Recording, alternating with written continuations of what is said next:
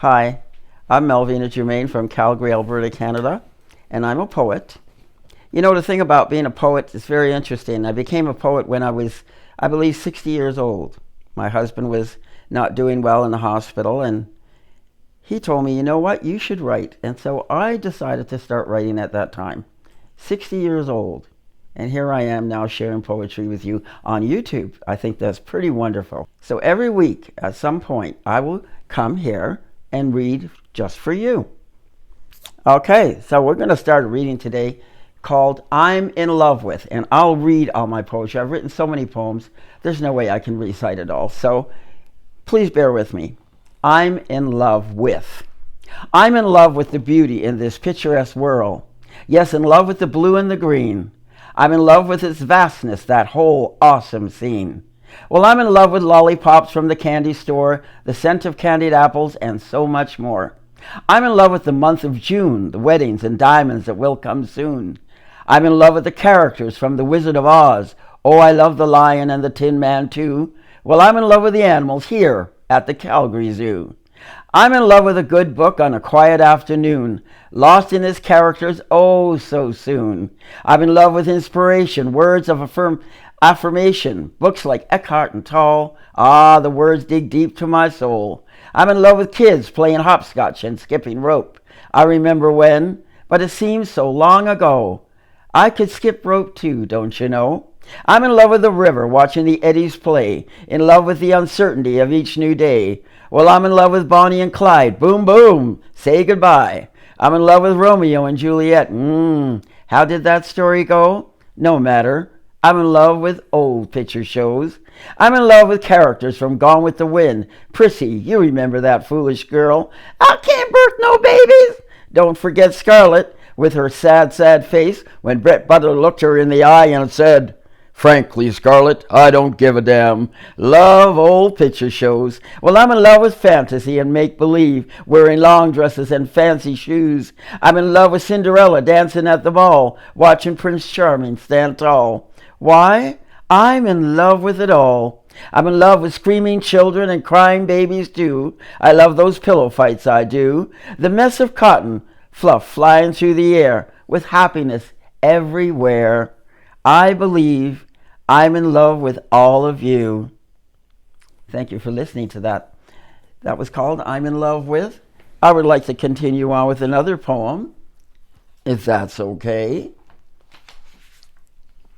At this point, I think I would like to read you something from back in the day. Now look at this picture. This is a picture of a woman that I grew to love. Her name was called Runamamu. Now that wasn't her real name. Her real name was Mary.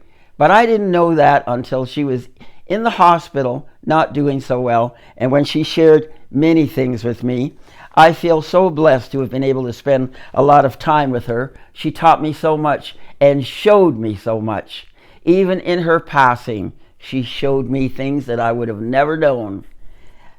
She said one day to me, "Write me a poem. Write a poem just about me." And I did. And later on, I had this picture put on here, Runamamu, and she wrote a little inscription for me. I just love it. In appreciation of your appreciation. That's what Runamamu said to me. Well, I wrote a poem for her, and I want to read the poem that I wrote for her. A Divine Gift. I'll read that poem another time. I'm getting sad. I'm getting emotional. So we're going to put that away for now. I will read the poem I wrote for this lady. I wrote her 2 poems, but I want to go now, and I mentioned earlier, back in the day, and it's called A Night in the Hood. And I wrote this quite some time ago. It was around the beginning of my journey as a poet. And I've got a few pages to cover there. A Night in the Hood. I'm going to start the first 2 lines with, and I can't remember who the singer was that did this. I'm not a singer. I always thought I would like to be. When something is wrong with my baby, something is wrong with me. Lonely night, tossing and turning, sad, my baby, she's gone.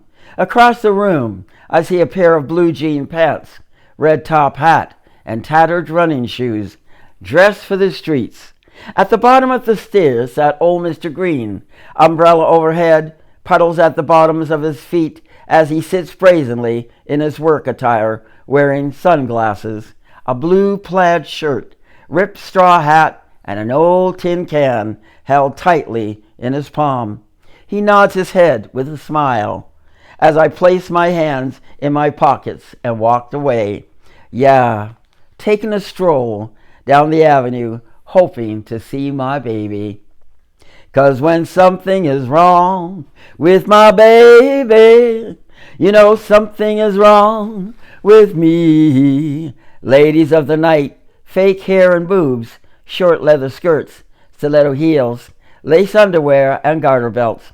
A sexy voice yelled, "Hey Eddie, want to have a good time?"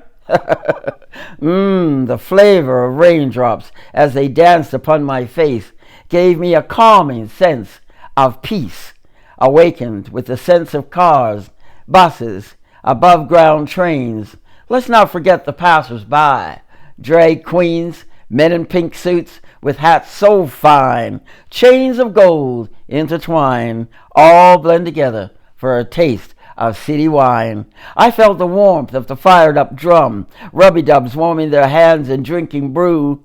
I noticed a deal going down. Say, brother, what's the word? Thunderbird.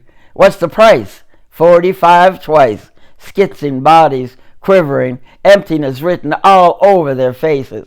There, like a shining star, a tapper dancing to the beat of the streets, the clanging of the manhole covers trampled by cars that had their own sound. Listen, swish, ta-ta-ta-ta-ta, swish. A busker on one side of the road and the doo-wop boys on the other, both hoping for a few dollars. A sawbuck or two, a fin, you know what I mean. Give me some green. Singing, silhouette, silhouette, silhouette, silhouette, silhouette on the shade. That's two silhouettes on the shade. Oh, what a lovely couple they made. When something is wrong with my baby, you know something is wrong with me. Well, time to go home without my baby. Yeah. That's called a walk in the hood. A night in the hood, excuse me. Let's see, what will I read for you now? One more poem. That's it today. It's called The Party Is Over. Walking along the sunburnt blades, sucking in the night air, I felt a tingling in the pit of my stomach. Something about to cross my path. A faint hissing sound seemed to permeate my space, and I cowered, wanting to find a safe place to rest my weary feet. Whispers, faint whispers took the airway, and I choked back the need to cough. A cramp held tight in the back of my leg, and a dull ache caused me to limp, while pain increasingly climbed toward the rear of my knee. My chest burned as if on fire, and my body trembled in fear of the growing stillness around me. Tired and fearful, I quietly quivered. Alas, a trickle of light appeared in the distance, and hope of encountering friendly people was plausible. Standing still, breathing deeply, I slowly pulled in that soothing warm air, taking the deepest breaths possible, as if adhering to a doctor's instructions. It was then I heard a scratching sound and a whistle.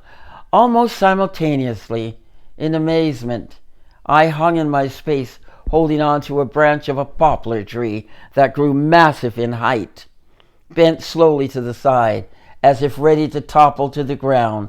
I held tightly to its offering hand. Voices, muted sounds of voices, swirled through the air. I wondered, how many voices linger here? Perhaps a choir of angels abound. A humming sound entered the symphony of the wind, and the sound of rustling leaves added the background, quite a rhythm coming forward. And I was the only audience. That is me and the blinking eyes of a white owl boldly perched on the strong arm of a tree branch. Her eyes glistened, that diamond flicker in the moonlight. She was fixed with silent emotion as she blinked often and covered me with her curiosity. I felt someone tugging at me, They seemed anxious and became more and more aggressive, shaking me, rubbing my arms. I can't see them. The darkness is full-bodied, and now that trickle of light dissipated. Oddly enough, the voices became more apparent, and I recognized them. The words were strong. Wake up! It's time to wake up! You must go home. The aftermath of a night spent consuming numerous concoctions of that dang firewater, wobbling on the line of insecurity and wavering on the bridge of innocence. Oh, my head a throbbing mess. Damn, it's morning. The party is over, and I have to face the day. There you have. The party is over. Remember my beautiful Arunamamu, real name Mary, woman I love dearly, respect, a very huge inspiration in my body. Well, I'm finished for today.